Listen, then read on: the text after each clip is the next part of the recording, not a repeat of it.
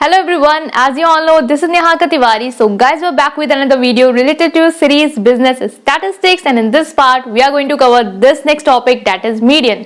इससे पहले हम लोगों ने मीन को अच्छे से समझ लिया है, सारे बैकग्राउंड को हम लोगों ने समझा है, स्टैटिस्टिक्स क्या होती है क्या नहीं, क्या सब कुछ कर लिया है। अब हम लोग आए हैं मीडियन पे, ठीक है। तो मीडियन में समझेंगे हम लोग यहाँ पे इसकी मीनिंग, मेरिट, डीमेरिट, इसको कवर अप करूंगी। देन नेक्स्ट पार्ट से हम लोग न्यूमेरिकल्स पे स्विच ऑन कर जाएंगे, ठीक है। तो सबसे पहले आज हम लोग इस पार्ट को देखेंगे जो कि है आपका मीडियन को लेके। So without any further delay let's start this video. So now guys we are starting with the first topic, that is median. Median क्या होता है, उसकी मीनिंग क्या होती है, उसको समझेंगे।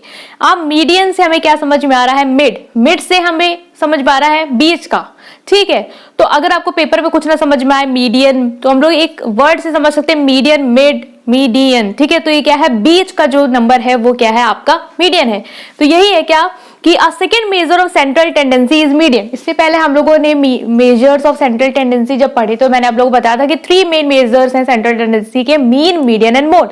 तो जो हम लोगों ने मीन पढ़ लिया, तो अब जो सेकंड मेजर आता है सेंट्रल टेंडेंसी का वो क्या है, आपका median. It is that value that divide the distribution in equal part. ये वो वैल्यू होती है जो भी हमारी जो डिस्ट्रीब्यूशन है, जो हमें चीज दी हुई है, जो हमें वैल्यूज दी हुई है, उनको क्या करती है, 2 इक्वल पार्ट्स में डिवाइड करती है। इसका मतलब क्या हुआ, जैसे कि आपको डेटा सेट दिया हुआ है 3, 4, 5, 2, 1 का, ठीक है।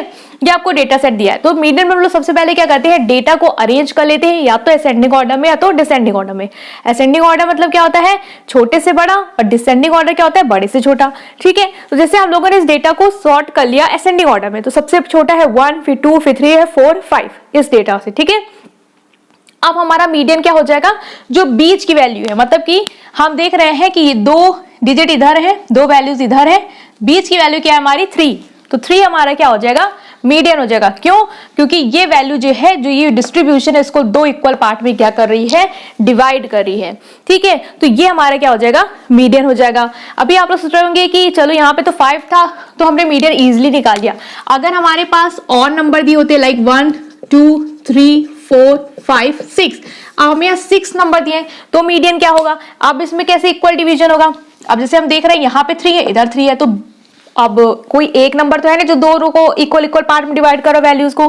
तो इस केस में क्या होता है, जो मीडियन होता है वो हमारे मिड जो वैल्यूज है, लाइक 2 इधर डिजिट है, 2 इधर है, तो ये जो बीच वाला है मतलब 3 और 4, इसका एवरेज निकालते हैं, लाइक 3 + 4 डिवाइडेड बाय 2, तो क्या हो जाएगा 4, 3, 7 डिवाइडेड बाय 2 इक्वल टू 3.5। तो इस केस में हमारा मीडियन क्या आ जाएगा, 3.5 आ जाएगा, ठीक है। तो इससे हमने ये समझा कि मीडियन क्या होता है, उसका कॉन्सेप्ट क्या है। नेक्स्ट है कि we can calculate median in 3 series. हम 3 सीरीज में मीडियन को कैलकुलेट कर लेंगे, और अब तक हम इन 3 सीरीज से मीन को भी कैलकुलेट करते हुए आए हैं। वो कौन सी सीरीज है, एक है इंडिविजुअल सीरीज, जो आप सबको पता है, जो भी वैल्यूज होती है यहाँ पे इंडिविजुअली दी होती है और कोई भी फ्रीक्वेंसी उसके साथ नहीं दी होती है। डिस्क्रीट सीरीज क्या होती है, जहां पे आपको x की वैल्यू भी दी होती है और फ्रीक्वेंसी जो है उसकी क्या है वो भी दी होती है। देन कॉन्टिन्यूअस सीरीज, जहां पे आपको जो डेटा है वो ग्रुप वाइज दिया, लाइक 0 से 10, 10 to 20, 20 to 30, और उसकी जो रिस्पेक्टिव फ्रीक्वेंसीज है वो दी होती है। तो इन तीनों सीरीज में हम लोग क्या करते हैं, मीडियन को कैलकुलेट करते हैं। कैसे करते हैं वो हम लोग नेक्स्ट वीडियो में पढ़ेंगे, ठीक है गाइस। तो ये आपको क्लियर हो गया कि मीडियन क्या होता है, और एक जो अगर आपको आता है पेपर में कि आप एग्जांपल दें तो किस तरीके से आप इसको शो कर सकते हैं। नेक्स्ट हम लोग मूव करेंगे कि इसकी जो मेरिट है, लाइक जो एडवांटेज है और डिसएडवांटेज क्या होती है, उसको भी हम यहाँ पे देखते हैं। So now guys we are starting with the merit, like advantages हम लोग डिस्कस करने वाले हैं। तो पहले एडवांटेज जो आती है वो आती है इजी टू कैलकुलेट। ये क्या है, इजी है कैलकुलेट करने, मतलब कैलकुलेशन जो है इसमें इजी है। व्हाई, बिकॉज इसमें हमें सिंपली हम लोग कभी कभी क्या करते हैं, इंस्पेक्शन के थ्रू ही इसमें बता देते हैं कि ये होगा। जैसे हम लोगों ने मीन पढ़ा, तो वहां पे क्या है, जितनी वैल्यूज है आप पहले उसको सम करो, देन उसको नंबर ऑफ ऑब्जर्वेशन से डिवाइड करो। लेकिन मीडियम में क्या होता है कि हमें पता है जो मिड वैल्यू होगी वही क्या हो जाएगा, हमारा मीडियन हो जाएगा। या फिर अगर इवन वाली सीरीज है तो जो 2 बीच की वैल्यू है उनका एवरेज निकालेंगे तो हमारा मीडियन जो है वो आ जाएगा। तो मीडियन निकालना कभी कभी क्या होता है, बस हमने देखा नहीं कि हमें पता चल जाता है कि हाँ ये मीडियन होगा। हमें जरूरी नहीं कि हम sum of observation upon number of observation just like mean उतनी बड़ी कैलकुलेशन जो है वो हम लोग यहाँ पे करें। तो इसीलिए क्या कहते हैं, इसे कहते हैं ये इजी टू डिफाइन है और अंडरस्टैंड करना भी हमारे लिए बहुत इजी हो जाता है। तो ये एक पहली इसकी क्या हो जाएगी, एडवांटेजेस हो जाएगी। Then rigidly defined, rigidly define क्यों, क्योंकि इसका एक पर्टिकुलर फॉर्मूला है, उस फॉर्मूले से आप वैल्यू पुट करेंगे तो एक एग्जैक्ट आंसर आएगा, एक सर्टेन वैल्यू आएगी, एक रिजिड आंसर ही आएगा। ऐसा नहीं है कि मैं उस फॉर्मूले से अलग आंसर निकालूंगी या मेरे लिए जो सीरीज दी होगी अगर मैंने उसको प्रॉपर्ली अरेंज करा है तो मेरे लिए मीडियन दूसरा आएगा, दूसरे के लिए दूसरा आएगा, ऐसा नहीं है। एक एग्जैक्ट आंसर जो है वो आपको यहाँ पे मिलता है। Not affected by extreme value, mean में हम लोगों ने क्या पढ़ा था डीमेरिट में कि वो जो होता है वो एक्सट्रीम वैल्यू से इफेक्ट होता है। मतलब कि कोई बहुत बड़ी वैल्यू अगर हमने रख दी किसी वैल्यू को चेंज करके तो वहां पे आंसर जो है जो मीन है हमारा वो पूरी तरीके से बदल जाएगा। लेकिन यहाँ पे जिस मीडियन में उससे कोई फर्क नहीं पड़ता, ये मैग्नीट्यूड पे डिपेंड नहीं करता है, राइट। तो यहाँ पे जैसे अगर हम लोग सपोज करें कि मीडियन निकालना हमें, ठीक है, तो जैसे कि हमने यहाँ पे मैं बता रही हूँ लाइक मीडियन है हमारा 1 2 3 4 5, इसके बीच का हमने मीडियन निकाला है। तो हमने अभी पहले देखा था 3 आ गया। अब मान लो मैंने यहाँ पे वैल्यू जो है चेंज कर दी, यहाँ पे मैंने 500 कर ली, एक्सट्रीम वैल्यू ले ली, तो क्या अब मीडियन मेरा चेंज हो गया? नहीं चेंज होगा, मिड वैल्यू ही जो है वही तो मीडियन होगा।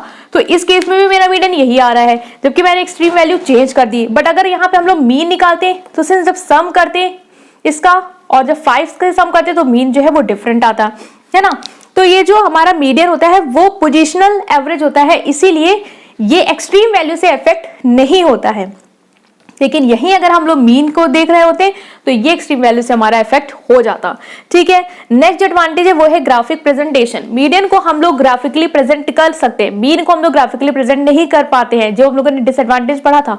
लेकिन मीडियन को हम लोग और जो भी कर्व है उसके थ्रू क्या कर सकते हैं, ग्राफिकली प्रेजेंट कर सकते हैं, राइट। तो ये है हमारा क्या हो गया, कर्व के थ्रू हम लोग इसको ग्राफिकली प्रेजेंट कर सकते हैं। नेक्स्ट है useful in case of open ended distribution. Open ended distribution के केस में यूजफुल होता है। ओपन एंडेड डिस्ट्रीब्यूशन क्या होती है गाइस, इसमें क्या होता है कि जैसे कि हमें अगर वैल्यू नहीं पता है, सपोज करें ये हमारी एक्स की वैल्यूज है, ये हमारी फ्रीक्वेंसी है, तो ओपन एंडेड में क्या होता है, हमें दिया होता है कि लेस देन 10, ठीक है। फिर ये जो सीरीज है वो हमें ऐसे कंप्लीटली दी होगी, ठीक है। फिर मोर देन दिया होगा, मोर देन 60, तो इस तरीके से होता है। लेकिन अगर हम लोग इसमें मीन कर रहे होते तो हमें x की वैल्यू पता होनी चाहिए, तभी तो x को f से मल्टीप्लाई करके हम लोग सॉल्व करते हैं वहां पे।